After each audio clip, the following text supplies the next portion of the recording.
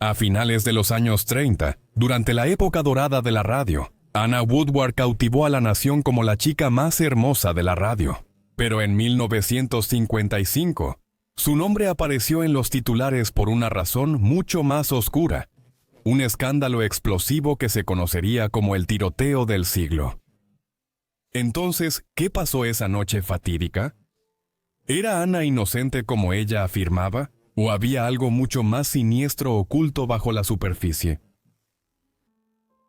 Anna Woodward, cuyo nombre de nacimiento fue Angeline Lucille Crowell, nació el 12 de diciembre de 1915 en Pittsburgh, Kansas.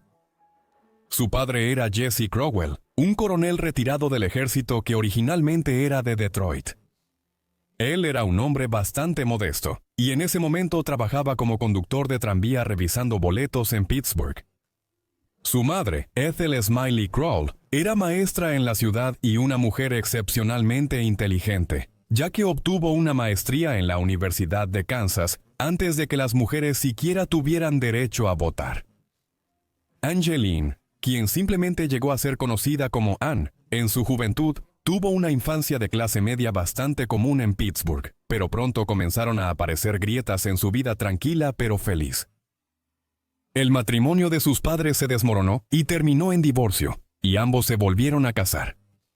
Este fue el evento más controvertido que se conoce de sus años de juventud. La vida de Anna dio su primer giro cuando, después de terminar la preparatoria, puso la mira en Kansas City, un viaje de 150 kilómetros al norte. Se inscribió en el Colegio Junior de Kansas City. Pero Kansas City no bastaba para el espíritu inquieto de Anna.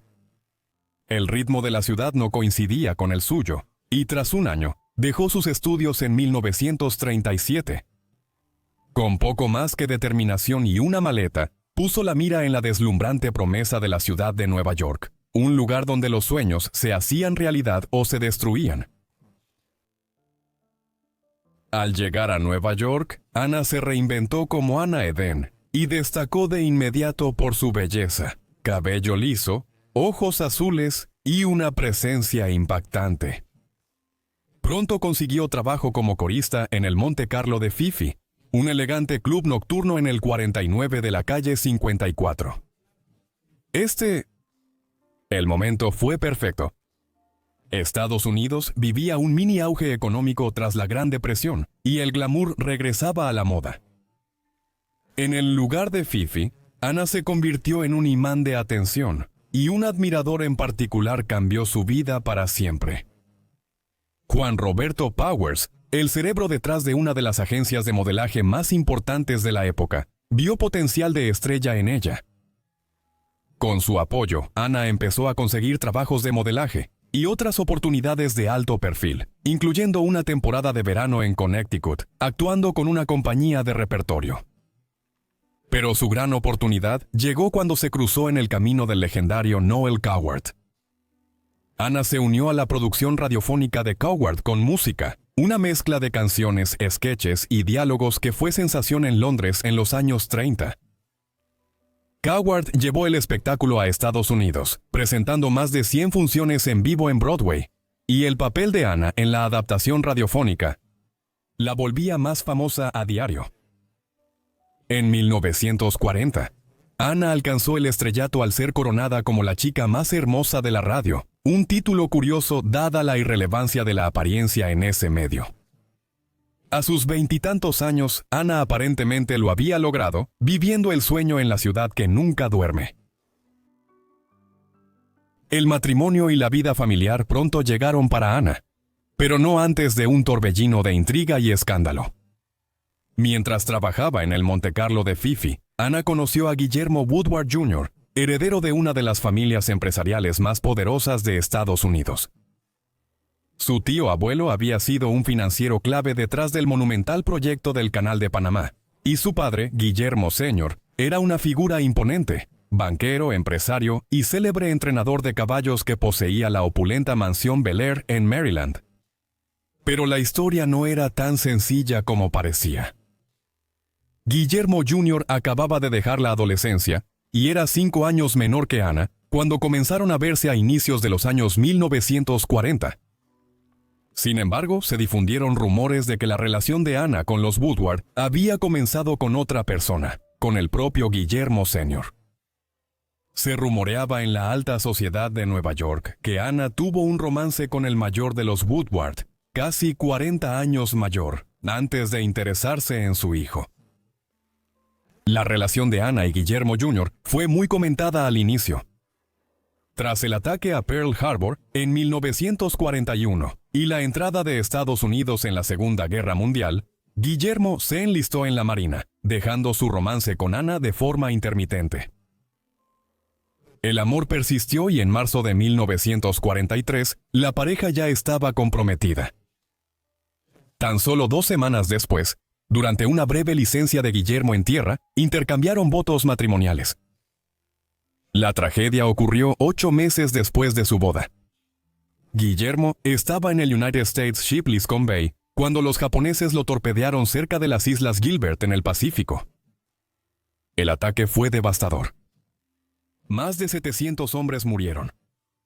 Contra todo pronóstico, Guillermo fue solo uno de los 272 sobrevivientes, saliendo de los escombros herido, pero con vida. Su regreso a casa le valió un corazón púrpura y una bienvenida de héroe. Para ese momento, la pareja ya tenía una familia. Su primer hijo, Guillermo Woodward III, nació en julio de 1944 y Jaime Woodward a inicios de 1947. Exteriormente parecían la imagen de la felicidad conyugal de la posguerra, pero bajo la superficie empezaron a aparecer grietas en su vida aparentemente perfecta. El matrimonio Woodward, a pesar de todo su glamour y privilegios, albergaba oscuros secretos que finalmente conducirían a la tragedia.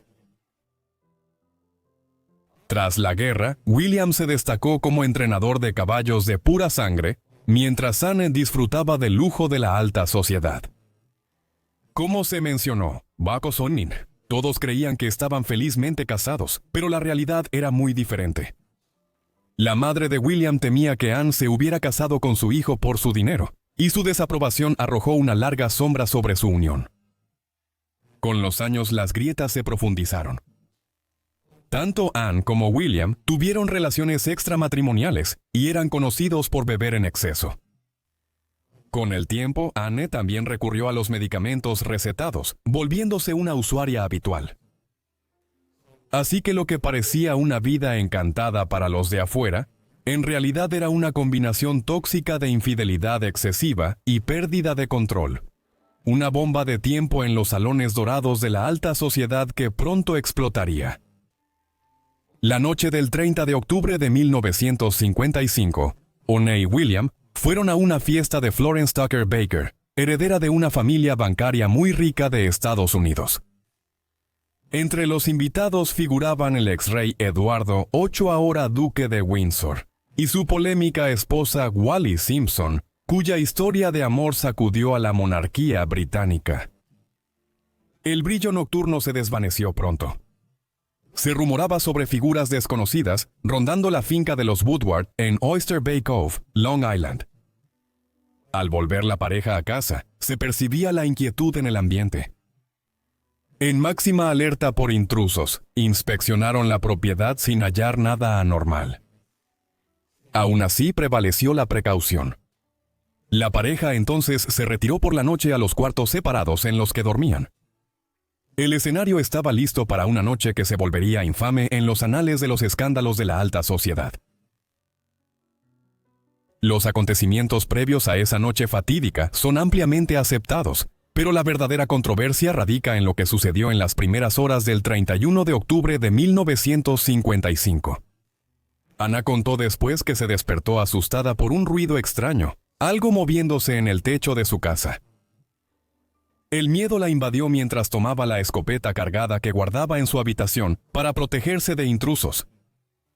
Luego salió al pasillo, donde vio una figura sombría que parecía entrar en la pequeña habitación de Guillermo. Su arma tenía perdigones de caza, que casi siempre habrían herido a una persona, pero probablemente no la habrían matado. Pero lo que sucedió después conmocionaría a la nación. La policía forense reveló más tarde que parte de la munición rebotó en una pared y luego impactó directamente al intruso en una sien, un golpe fatal. Pero cuando Anna encendió la luz para ver qué pasaba, no miraba a un intruso. Estaba mirando a su esposo, Guillermo, tirado sin vida en el suelo. Asustada y angustiada, Anna llamó a la policía. Al llegar, la hallaron llorando y temblando, por lo que ella decía fue un trágico accidente. ¿Pero realmente lo fue? Cuando la noticia se dio a conocer, la historia explotó en los titulares bajo el nombre de El disparo del siglo. ¿Entonces fue un terrible error, nacido del miedo y la confusión? ¿O había algo más siniestro detrás del gatillo? La pregunta cautivaría a la nación y mancharía la vida de Anna para siempre. La investigación del tiroteo fue rápida e intensa. Anna Woodward fue inmediatamente procesada para comparecer ante un gran jurado local, habiendo confesado en el momento haber disparado y matado a su esposo. Pero la verdadera pregunta era, ¿había apretado el gatillo intencionalmente?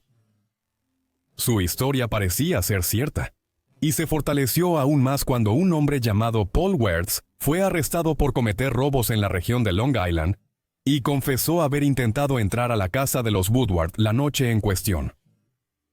Incluso admitió que había estado en el techo de la casa y huyó cuando escuchó un disparo dentro. Esto parecía exonerar completamente a Ann, y cuando el gran jurado del condado de Nassau se reunió, les tomó menos de 30 minutos decidir que Ann Woodward era inocente de cualquier crimen intencional. Ann era una mujer libre, pero parecía que la alta sociedad de Nueva York no había recibido el mensaje. En las semanas que siguieron al tiroteo, comenzó una brutal campaña de difamación. Esto fue impulsado por la suegra de Ann, quien siempre la despreció y la consideraba una cazafortunas. Varias circunstancias hicieron que las sospechas recayeran sobre Ann.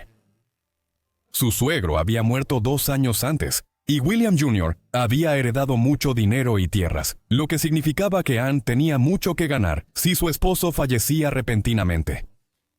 Se rumoreaba que el matrimonio de Ann y William estaba tan mal que el divorcio era inminente.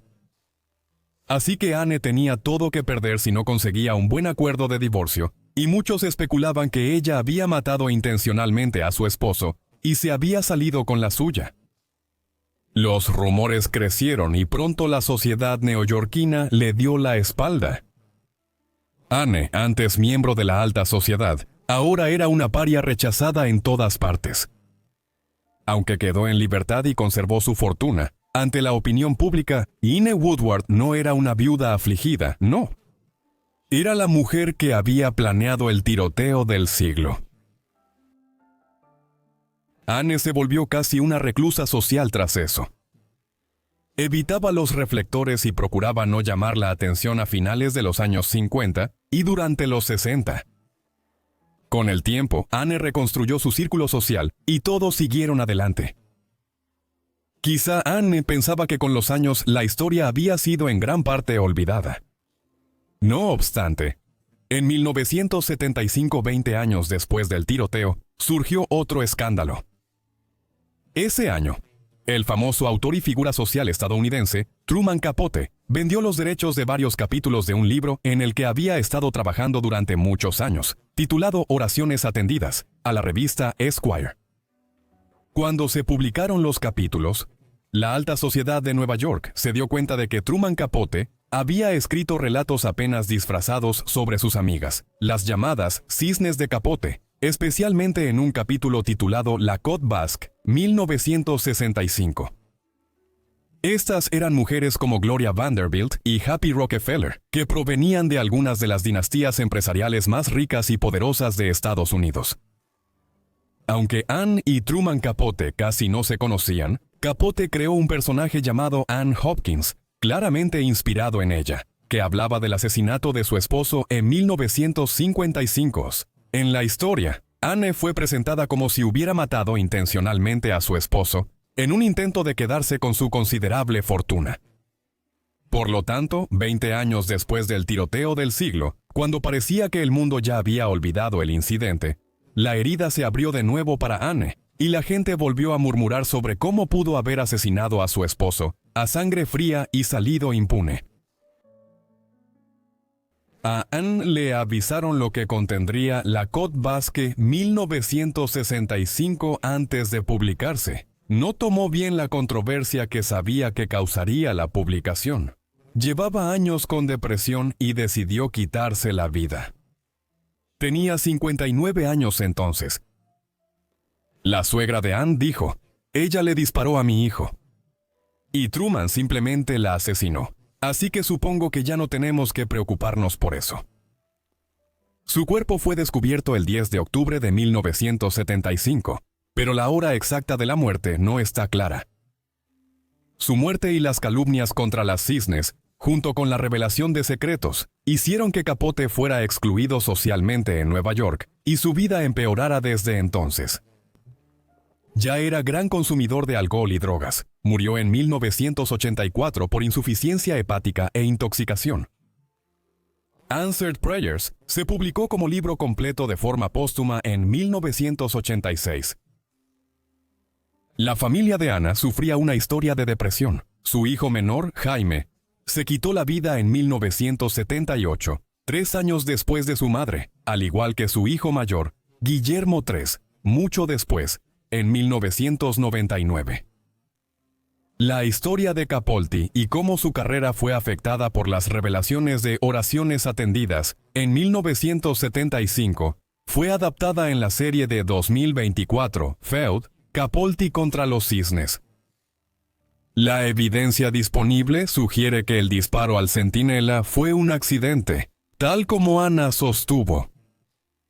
Muchas gracias a todos por ver este video sobre Anna Woodward, espero que lo hayan encontrado interesante. Déjenme saber qué piensan sobre la vida abajo en los comentarios, y si tienen alguna sugerencia también háganmelo saber en los comentarios. Espero que estén suscritos y tengan las notificaciones activadas para recibir todos mis videos en cuanto los suba. De todos modos, eso es todo de mi parte, así que los veré a todos en la próxima entrega de Vidas Olvidadas. Gracias.